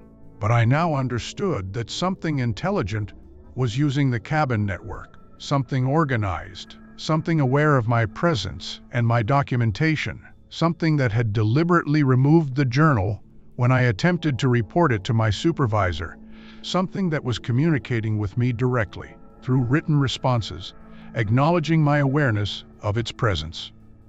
Over the following 3 years, I encountered the entity one additional time. It was in late September of 2019. I was conducting a supply check at Eagle Pass shelter when I arrived and found the shelter occupied. There was a figure humanoid in general shape, but wrong in ways I struggled to articulate sitting at the small table inside. The figure did not move when I entered. It did not react to my presence. It simply sat, completely still, facing away from me. I do not know how long I stood in the doorway. It felt like several seconds, but it might have been longer. The figure was approximately 6 feet tall. Its proportions were human adjacent, but not quite human. Its skin was textured in a way that suggested exposure to extreme weather or some physiological adaptation to difficult conditions. Its hands were long, with fingers that seemed to have additional articulation at the joints. I left the cabin immediately. I did not run. I did not panic. I simply turned and walked away, closing the door behind me. I did not look back. I did not report the incident to Thomas or to anyone else. I understood that reporting would only result in dismissal or psychiatric evaluation. I understood that the entity I was dealing with had already demonstrated the ability to prevent official investigation of its presence by removing evidence when I had attempted to escalate my documentation. I finished out my employment contract. I completed the 2020 season, conducted the final inspections, and submitted my resignation. I told Thomas that I wanted to pursue other opportunities. I did not mention the figure I had seen in Eagle Pass shelter. I did not mention the written communications. I did not mention the 8 years of systematic cabin occupation that had gone unaddressed and unacknowledged by official channels. I left the Ranger Service in November of 2020. I took a position in a research institute in Denver, working with data analysis and documentation systems. I moved away from wilderness environments. I do not hike remote trails anymore. I do not spend extended periods in isolated locations. But I think about the cabins. I think about the systematic occupation. I think about the entity that was using those cabins as bases for some purpose I still do not understand. I think about the journal carefully documenting observations in the same objective tone that a ranger would use. I think about the notes left in response to my questions, acknowledging my awareness, demonstrating comprehension and language skills. I think about whether that entity is still there, rotating through the cabins on a 9-week schedule, maintaining them meticulously, leaving no evidence except for those who are trained to notice small details and inconsistencies. I think about the other rangers who work that territory now. I think about whether they have noticed the evidence. I think about whether they have received notes left in response to their questions, or whether the entity reserves that communication for the one ranger who worked long enough, documented carefully enough, and understood the pattern thoroughly enough to recognize what was happening. The wilderness is not empty. It is not managed solely for human recreation and protection. It contains other purposes, other presences, other systems of organization and resource utilization that operate parallel to human management and remain deliberately hidden from official oversight. The cabins I maintained are still there, scattered across 470,000 acres. They are still being occupied systematically, and the person or persons or entities using them are still leaving them in perfect condition, still rotating through on an organized schedule, still maintaining awareness of the territory in ways that mirror ranger operations but exceed ranger capabilities. One last thing I should mention. I kept copies of all my photographs and documentation. I kept the images of the journal pages. I kept the photograph of the notes left in response to my questions. This material remains in a secure location. It remains my evidence of something that official channels chose not to investigate. There are things in our protected wilderness areas that are not authorized by any agency, and that follow no human rules or regulations. They maintain themselves, they improve the infrastructure, they leave no damage or theft, they simply persist, observed by rangers who understand what they are seeing, but who are discouraged or prevented from reporting the evidence. I spent 12 years maintaining cabins that were being maintained by something else. I spent 12 years documenting the pattern of an occupation that was so careful, so respectful, and so deliberately hidden that it continued unabated, despite my detailed evidence and repeated attempts to bring it to official attention. If you work in wilderness management, or if you spend extended time in remote places, pay attention to small inconsistencies. Pay attention to things that are too clean, too organized, too carefully maintained. Pay attention to evidence that someone or something has occupied a space and cared for it with more detail than human casual use would require. And if you leave a note asking who is there and you receive a response, understand that you have confirmed something that most people are not meant to know. Some wilderness territories are not truly wild. They are inhabited by something intelligent, something organized, and something that has chosen to remain hidden from all but the most careful observation. And once you understand that, you can never look at empty cabins in the backcountry the same way again. The selection pattern. My name is James, and I worked as a backcountry search and rescue coordinator for a multi-county wilderness region in northern New Mexico for 18 years. My job was to manage SAR operations across approximately 8,000 square miles of terrain, including high-altitude national forests, remote valleys, and designated wilderness areas. I was responsible for training and coordinating volunteer rescue teams, managing resources, responding to emergency calls, and documenting outcomes of all search operations. I held professional certifications in wilderness rescue, mountaineering medicine, and incident command. I had participated in over 300 search operations during my career. I had found people alive, found people deceased, found evidence of accidents, and found people who had vanished, leaving almost no trace of their final location or circumstances. I understood the terrain thoroughly. I understood human behavior in crisis. I understood the statistical patterns of wilderness disappearances and rescue outcomes. What I discovered over 18 years was evidence that some of the people who went missing in my region were not lost due to accident, disorientation, or misadventure. Some of the people were selected, systematically selected based on specific criteria, taken deliberately, and removed from the wilderness in ways that left no evidence of what had happened to them. And when I attempted to present this evidence, the official response was not to investigate, but to silence me. If stories about patterns in public data that are deliberately obscured, missing persons cases that are officially closed despite inconsistencies, and the realization that some disappearances might be predatory rather than accidental, are the kind of mysteries that make you question whether official explanations are designed to reassure us rather than to inform us, then subscribe. Share this with someone who has lost someone to wilderness, and understand that there are disappearances in remote places that are not accidents waiting to happen, they are selections waiting to be made. The first indication that something unusual was occurring came from a routine data review in 2009. I was compiling statistics for an annual report, categorizing missing persons cases by outcome: found alive, found deceased, remain missing, or located outside search area. I was organizing the data by type of disappearance: lost hiker, overdue backpacker, solo climber, family group, etc., when I noticed something in the remain missing category. Over the previous 4 years, there had been 9 people who disappeared and were never located. 9 cases out of approximately 400 total SAR operations. That represented a slightly higher percentage of unresolved cases than the national average, but not dramatically so. What was unusual was the profile of the missing persons. All 9 were solo travelers.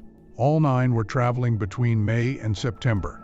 All 9 had disappeared in designated wilderness areas rather than on established trails. All 9 were experienced outdoors people, not novices on their first backpacking trip, but people with demonstrable wilderness skills, proper equipment, and appropriate planning. All 9 were between ages 25 and 50, and all 9 were traveling alone specifically because they preferred solitude. They were not meeting anyone, not checking in with base camps, not following published itineraries. The cases had occurred over multiple years and in different locations across the region. They had been handled by different SAR teams, investigated by different sheriff's departments, and closed by different officials.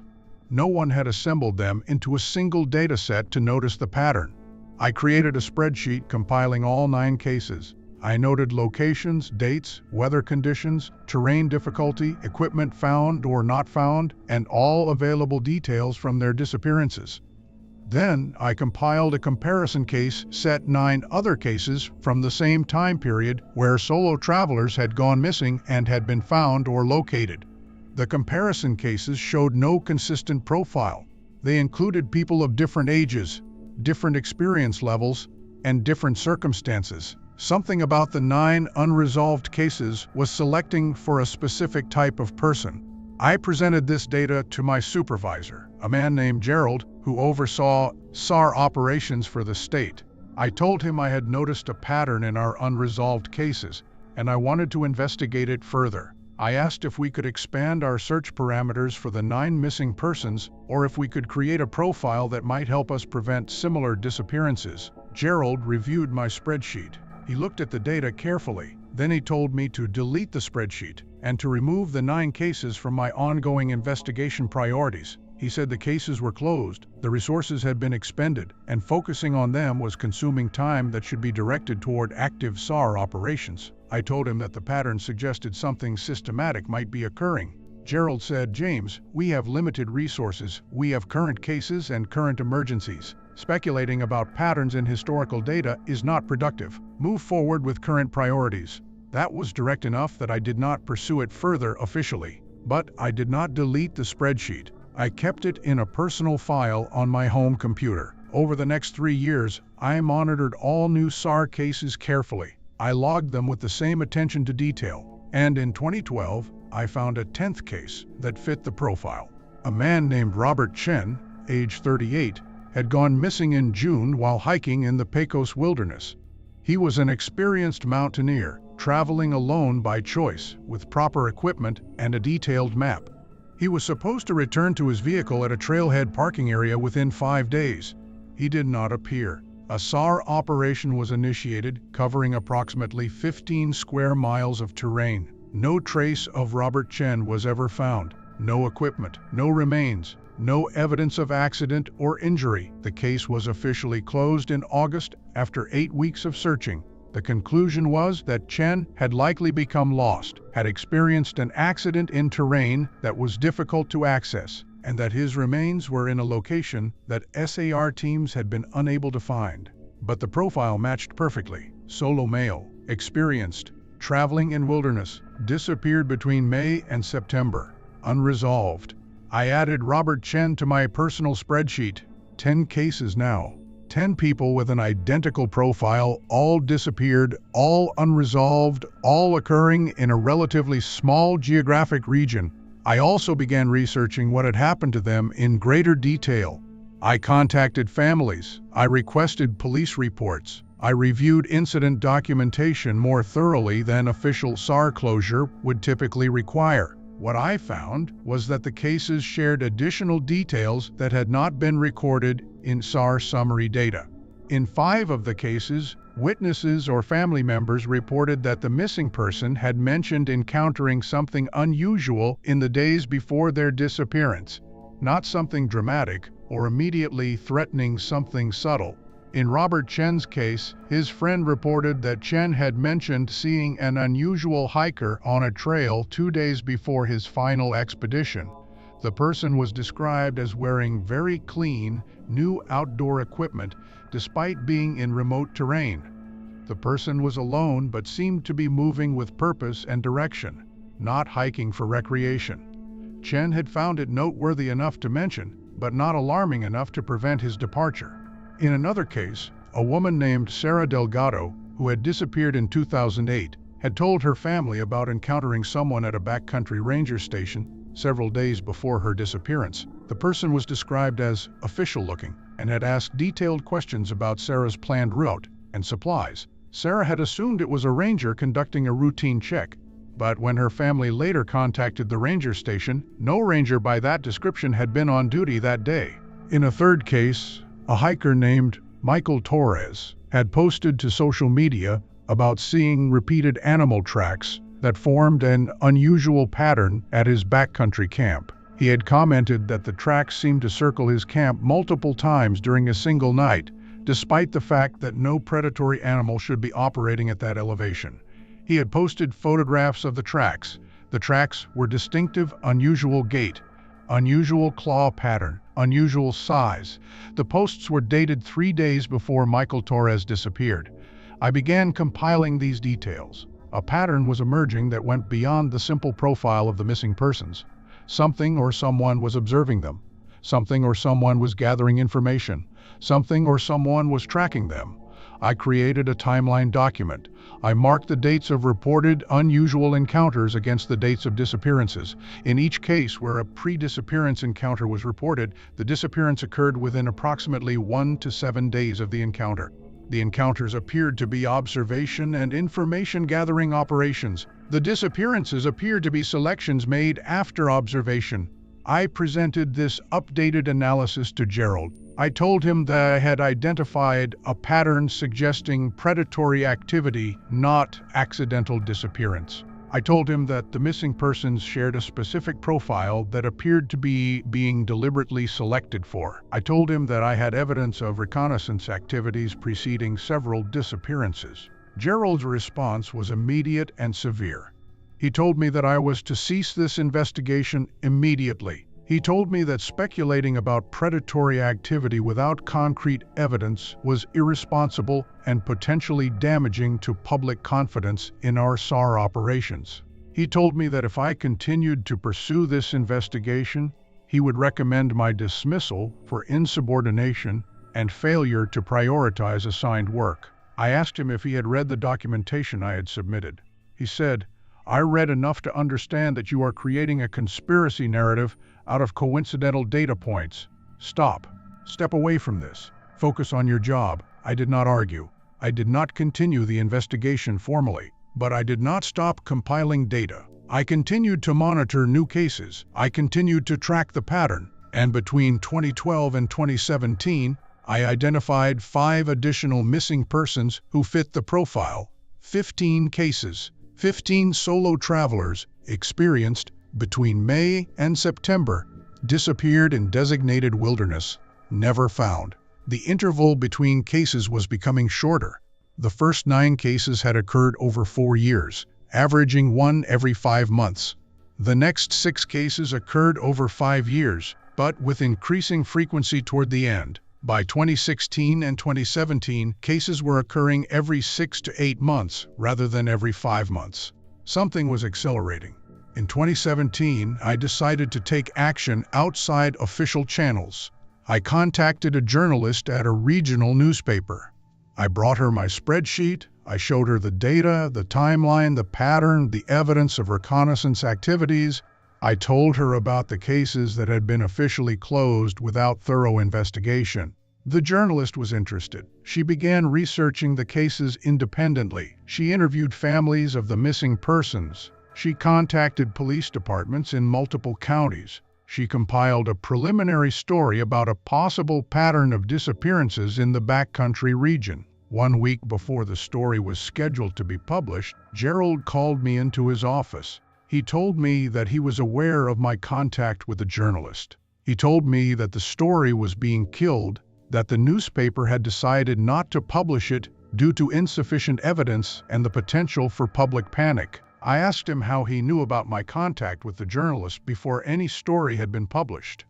He did not answer that question directly. He told me that I was to have no further contact with media about the missing persons cases. He told me that if I spoke publicly about a pattern or conspiracy involving the disappearances, I would be terminated and would face legal action for spreading misinformation that could damage the reputation of SAR operations and the regional tourism industry. I understood at that point that the concealment was not accidental. The concealment was active and intentional. Something or someone with authority was preventing investigation into the missing persons pattern. I stopped the investigation. I stopped compiling data. I stopped contacting journalists or outside parties.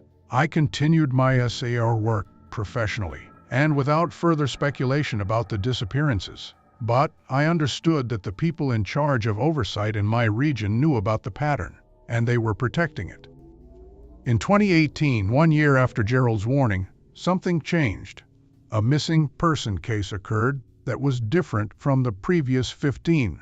A woman named Patricia Vance, age 42, went missing in August while hiking in designated wilderness. She fit the profile: solo, experienced, May to September, wilderness area. But Patricia Vance had told multiple people her exact itinerary. She had given her family detailed maps with her intended route marked. She had checked in by satellite communicator daily. She was not missing because she was lost or had experienced an accident. She had simply stopped checking in. She had simply vanished from a marked location where her family was expecting her. The SAR operation that followed was the largest I had coordinated. We brought in teams from multiple counties. We used helicopters. We searched every possible location along her marked route. We found nothing. No equipment, no remains, no evidence of accident.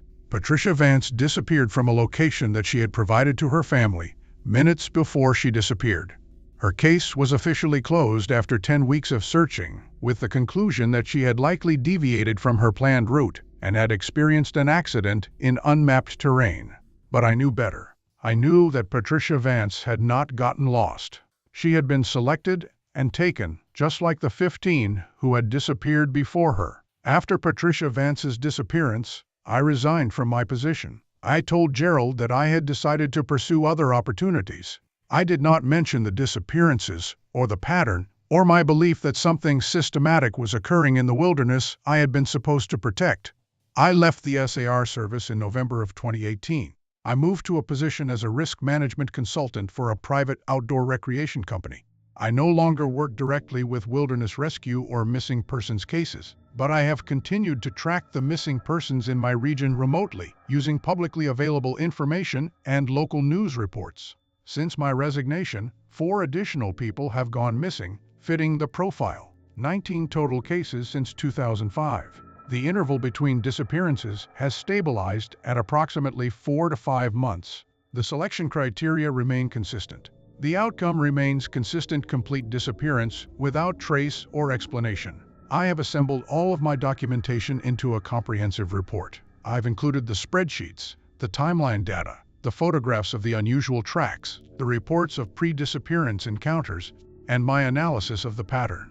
I have documented the evidence that official channels were aware of the pattern and actively preventing investigation. I have not published this report. I have not released it to media or to law enforcement. I have learned that attempting to publicize this information results in suppression and professional consequences. I have learned that the pattern is known to authorities and is being protected at higher levels. What I believe, based on 18 years of wilderness rescue experience and 5 years of subsequent data analysis, is this: something is selecting solo travelers in remote wilderness areas.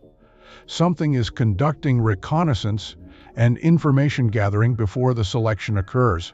Something is removing these people from the wilderness completely, leaving no trace, no remains, no evidence.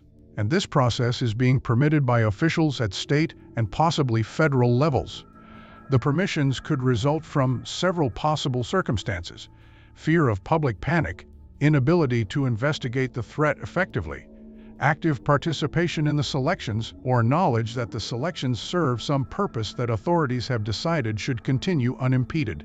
16 people disappeared before I even realized there was a pattern. By the time I had assembled the data and attempted to bring it to official attention, 6 more had disappeared. By the time I tried to publicize it, the journalist had been prevented from publishing, and I had been threatened into silence. 19 people, 19 solo travelers, all experienced, all between May and September, all in designated wilderness, all selected and removed completely from the backcountry. The most disturbing realization I came to was this: every missing person that authorities officially closed represented two outcomes. Either the person had experienced an accident and was genuinely lost, or the person had been selected and taken deliberately. Official closure accomplished the same thing. Either way, it stopped the search and prevented further investigation.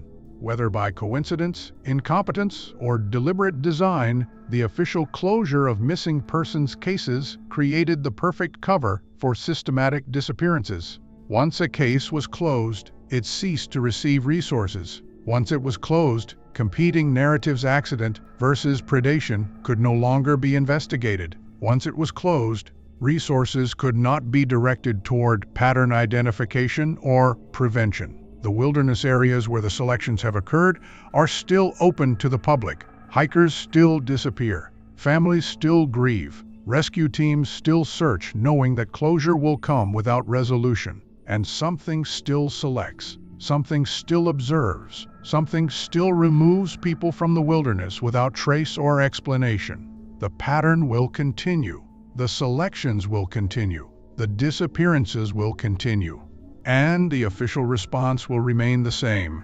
Closure without investigation, reassurance without answer, moving forward without understanding what has been taken. I kept the comprehensive report secure. I did not destroy it. Perhaps someday, after I am no longer professionally vulnerable, I will publish it. Perhaps the pattern will become so obvious that it cannot be concealed. Perhaps someone else will assemble the data independently and reach the same conclusions. But I understand now that the wilderness I spent 18 years trying to protect contains something that official systems have chosen to accommodate rather than investigate. And the most dangerous thing about that knowledge is understanding that I cannot share it, cannot act on it, and cannot prevent the pattern from continuing. The selection process continues. 4 to 5 months between disappearances. Solo travelers experienced between May and September in designated wilderness. Observed, assessed, selected, removed. If you hike alone in remote wilderness areas in New Mexico, understand that you may be observed. Understand that your skills and your solitude make you a candidate for selection. Understand that if something unusual occurs in the days before your wilderness trip, an odd encounter, a stranger asking detailed questions about your route, an unusual presence near your camp, you may be at risk. And understand that if you disappear, the official response will be a search followed by closure.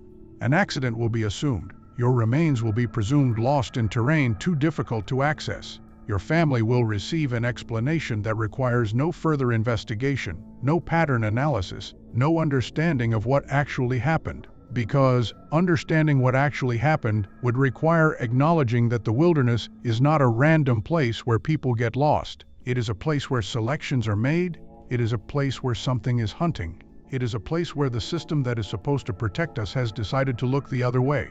And once you understand that, you can never feel safe in wild places again. Final approximate word count, 10,247. My name is Daniel, and I worked as a field technician for a regional telephone and internet service provider covering rural areas of northern New Mexico and southern Colorado for 17 years.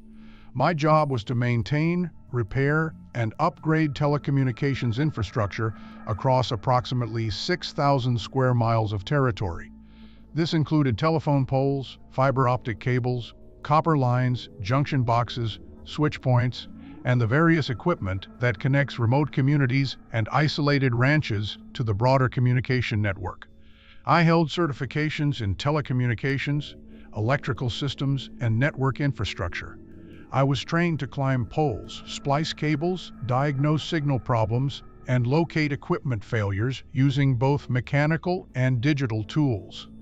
I worked alone most of the time, traveling between customer service calls, spending long days in remote terrain maintaining the physical infrastructure that allows people in isolated locations to communicate with the rest of the world.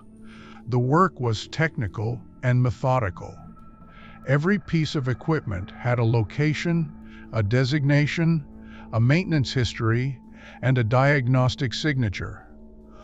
I knew the infrastructure of my region thoroughly. I could identify problems by sound, by signal pattern, by the physical appearance of equipment. I understood the systems that allowed communication to flow through the remote landscape. What I discovered over the course of 17 years was evidence that something was systematically accessing the telephone and internet infrastructure in my region. Something was not damaging the lines or preventing communication. Something was intercepting it. And by the time I understood what was happening, I had already provided the means for something to begin selecting victims based on conversations it had overheard through the infrastructure I was supposed to maintain.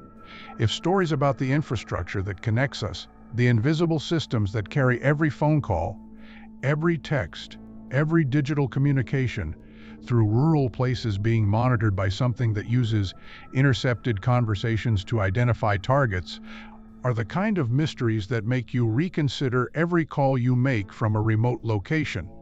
Then subscribe and share this with someone who lives in an area where cell service is unreliable and landlines are still the primary communication method. The first indication that something was unusual with the infrastructure came in March of 2009.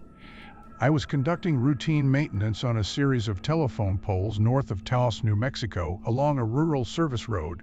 The area is sparsely populated, with perhaps one residence per 3 to 5 square miles. The telephone lines were old, primarily copper, dating from the 1970s and 1980s. My job was to inspect the poles, check the connections, and identify any deterioration that might affect service quality. At a junction point approximately 12 miles from the nearest paved road, I discovered something unusual. The equipment at the junction, a standard cross-connect box, where multiple lines are spliced and rerouted, showed signs of recent work.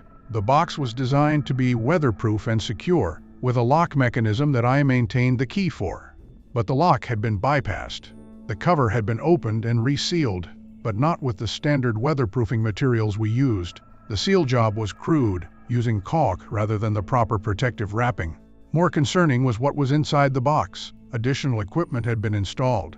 A small device, approximately the size of a paperback book, had been attached to the telephone line junction. The device had no identification. It was not standard equipment. It did not appear in any of my documentation. The device was powered by an induction coil attached to the copper telephone lines, drawing power directly from the signal itself. It had what appeared to be a data storage unit, possibly a small solid-state drive or battery-backed memory system. It had connectors that appeared to match our line specifications. I photographed the device and documented its location. Then I removed it carefully, concerned that it might be damaged equipment left behind by a previous technician, or possibly something that posed a safety hazard. I took the device to our regional service center and showed it to my supervisor, a man named Robert, who oversaw field maintenance for the company. Robert was puzzled. He told me that the device was not standard equipment, that it should not be in any of our junction boxes, and that he would investigate where it had come from. Robert did not report back to me with findings. When I asked him about the device 2 weeks later, he said they had concluded it was an old piece of equipment installed years ago by a previous technician, and that it had simply been forgotten. He said it should have been removed but posed no safety risk. I did not believe that explanation. The device was too sophisticated to be old equipment. The installation method was too careful and deliberate.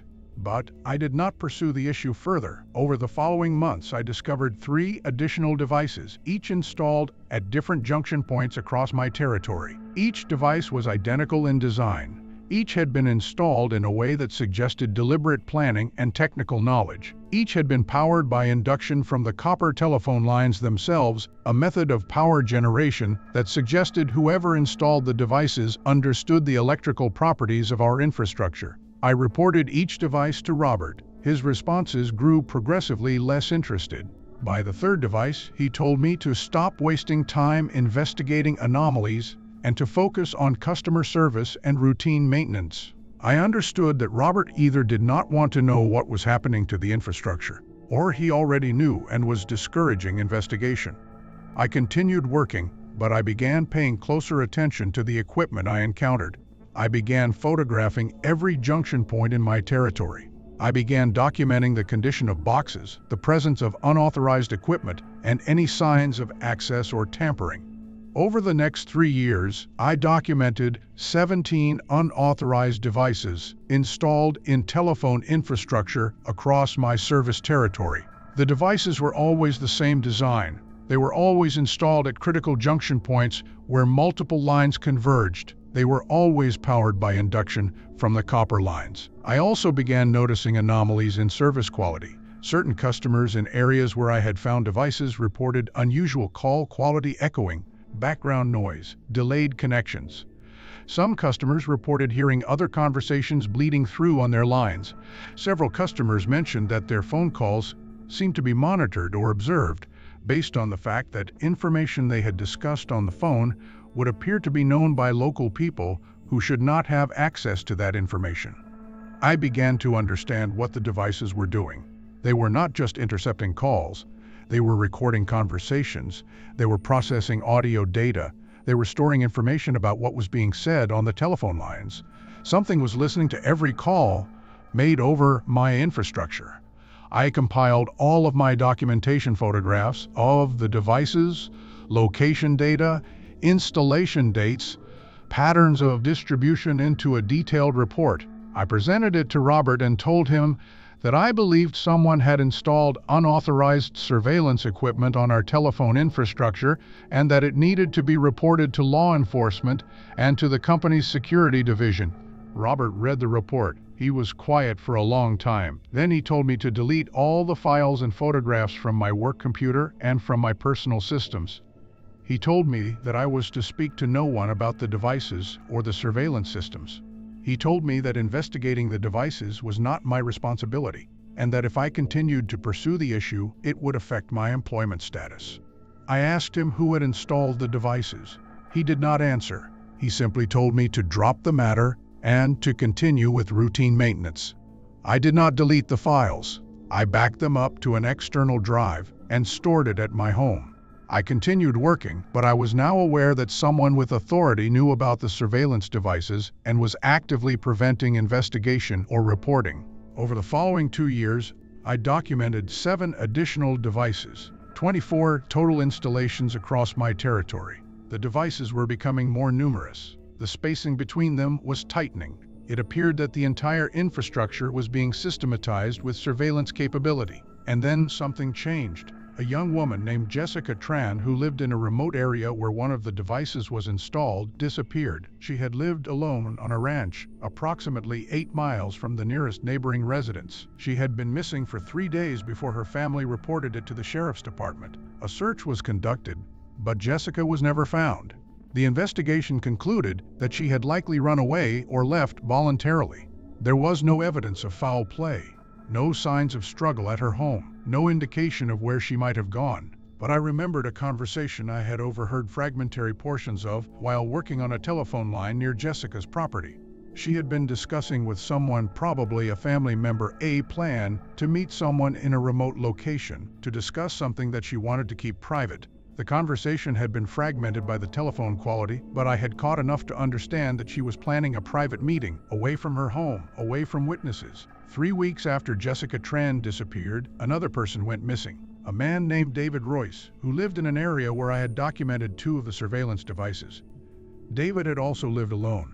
He had also recently made calls that, based on the timing and my fragmentary understanding of local news, suggested he was planning to meet someone or go somewhere specific. Then, a third disappearance. A woman named Maria Sanchez. She lived in a location where infrastructure devices had been installed. I began compiling a new dataset. I mapped the locations of the surveillance devices. I mapped the locations of the disappearances. And I found a pattern.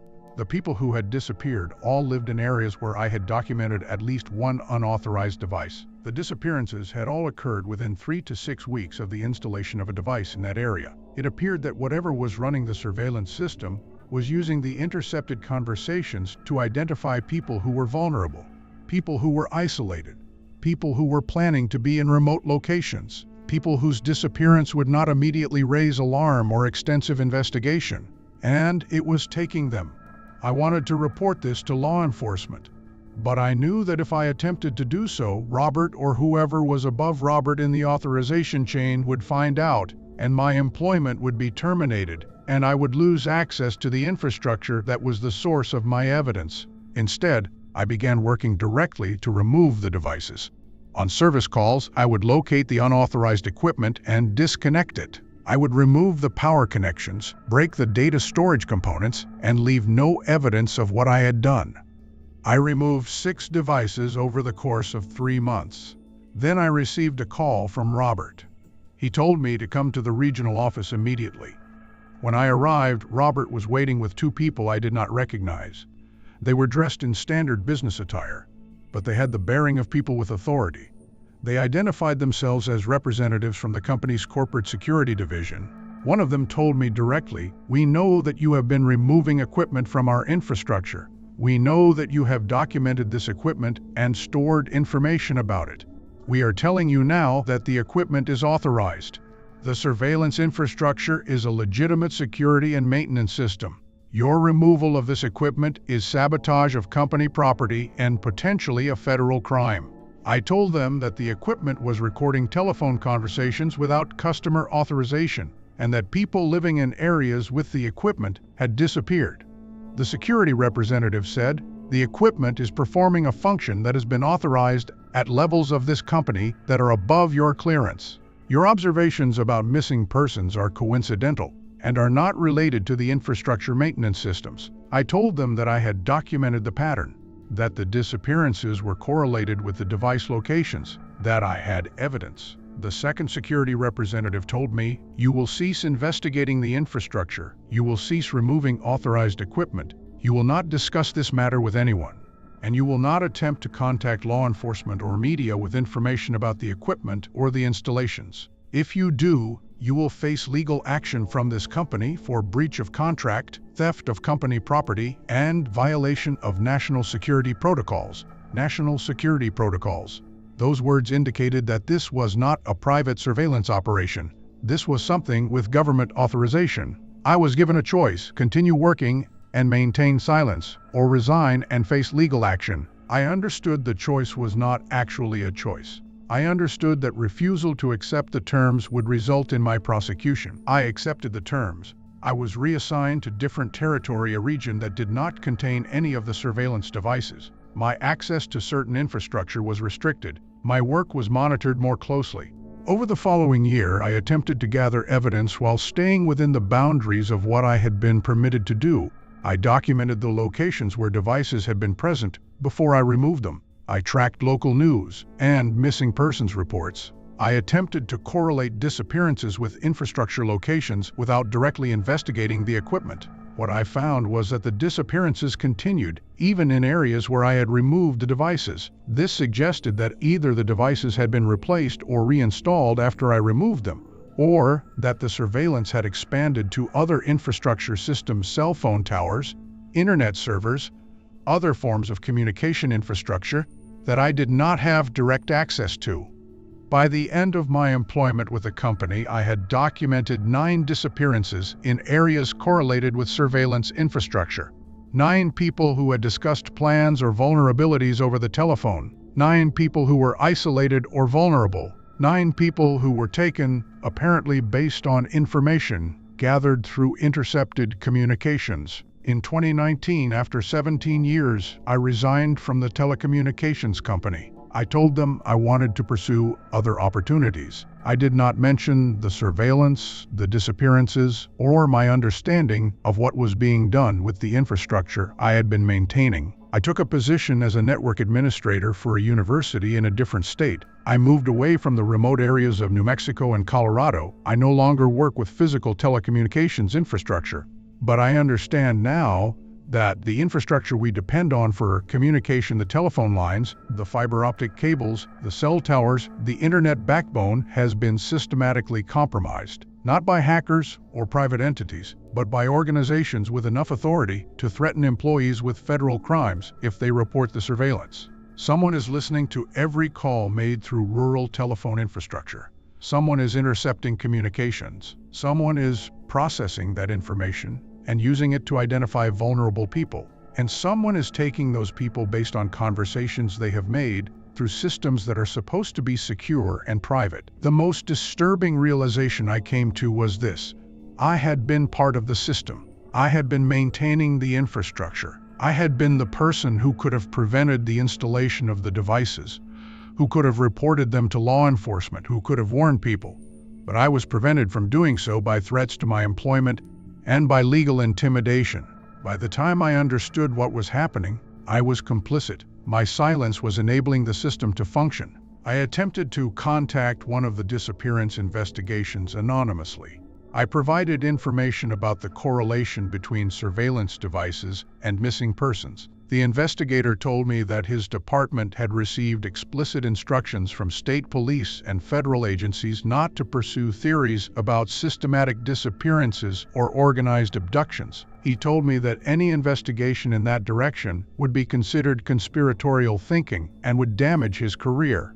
The investigation was closed. The missing persons cases were handled as individual disappearances with no connection to each other or to any systematic pattern. I have compiled all of my documentation, photographs of the devices, locations, installation dates, correlations with disappearances, evidence of authorization at corporate and governmental levels into a comprehensive record.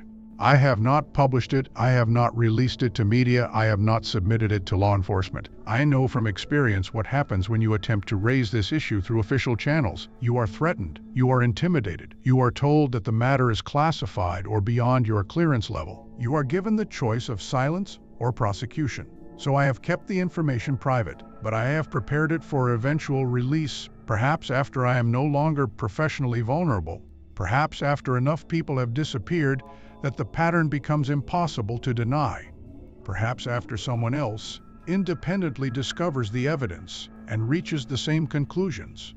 What I know is this: the telephone infrastructure that connects rural communities is compromised. Every call made over rural telephone lines is being monitored. Every conversation is being recorded and analyzed. And the information gathered from those conversations is being used to identify and select victims for abduction.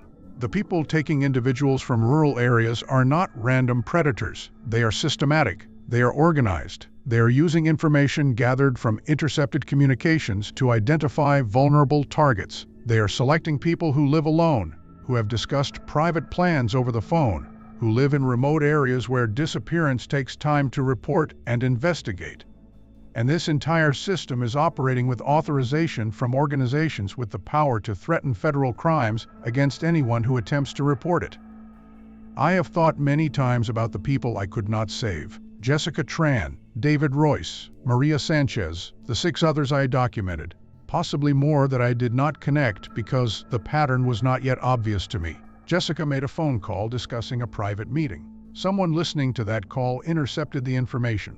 Someone determined that she was vulnerable.